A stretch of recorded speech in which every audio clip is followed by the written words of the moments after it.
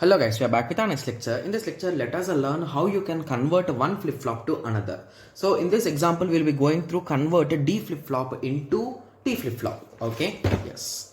Okay, so let us start. So let me take a piece of paper. Okay. So our goal is to convert a D flip-flop into T flip-flop, right? Yes. So whenever you want to do these type of conversions, so the first thing which you should know is to which you are converting. Okay, so that functional table you need, guys. Okay, so if you recall, we have already discussed what is this functional table, okay, and all those things, right? Yes. So while we are discussing about these latches like flip-flops and all those things, right? Yes. Okay, so what is the functional table of a T, guys? So if you recall what T does, so T takes one input normally and the other input as complement, right? Yes. So it works at one point, it works as latch, and at other point it works as the complementar, right? If you recall, right? Yes. So you can directly remember based on your memory, or you can just if you recall the diagrams, you can remember them also, right? Yes. So 0 1 1 0. So this is the functional table. And what is the excitation table of D flip-flop? So D flip-flop, it works as directly, right? Yes. So at some point it works as okay. So if you recall, D flip-flop will directly, you can directly write for this, right? Yes. So what it will be? It will be nothing but this, right? Yes. So 0 1 0 1. So now we got the functional table and excitation table. So now the step will be, you need to combine these two. So most of you will be thinking like, how can we combine this, right? Yes. So first write down this table exactly. T Qn plus 1. Okay, so copy the table, guys, simply. Okay, and now avoid these two lines and two columns and write directly D. So now start comparing. So 0 0 input, what is the output? So 0 0, it is a 0. Nice. 1 1, it is here and the result is 1. 0 1, it is here and the result is 1. 1 0, it is here and the result is 0. So this is your table, guys. So once you got the table, 90% of your work is done, guys, to be clear.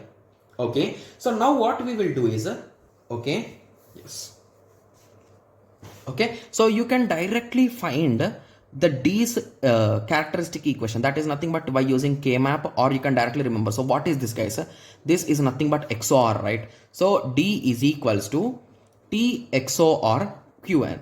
So we know what is a T flip-flop, right? Yes. So T is the input. So one input is a T and Qn is the other input. Okay. And you need to perform XOR operation. So we are converting D flip-flop, right? So D flip-flop will be inside and it is going to give the output Qn and Qn plus Qn bar. Okay. So here you are going to perform this XOR operation as a D input, right? Yes. So XOR operation, I think everyone remembers the symbol, right? This is XOR, and on one input it will take a T. On the other input, it will take the Qn, that is nothing but output from here. Okay, yes. So this is your final diagram, guys.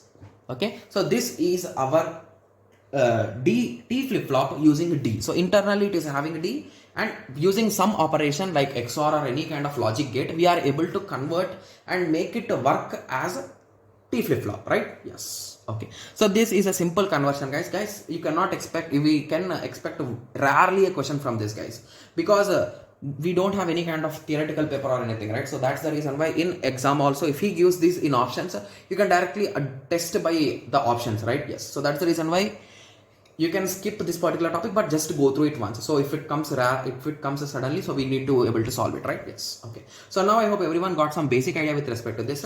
Okay, so in the next lecture, let us go through some terminologies, guys. Okay, so the main problem solving methods are almost done. The only things are some kind of terminologies which you could get some MSQs or any kind of theoretical questions mostly. Okay, yes. So I hope everyone got a clear idea with respect to this. So in the next lecture, let us continue with the self-starting counter and free running counter. So what are these counters, we'll be learning in the next lecture. Thank you. Thanks for watching.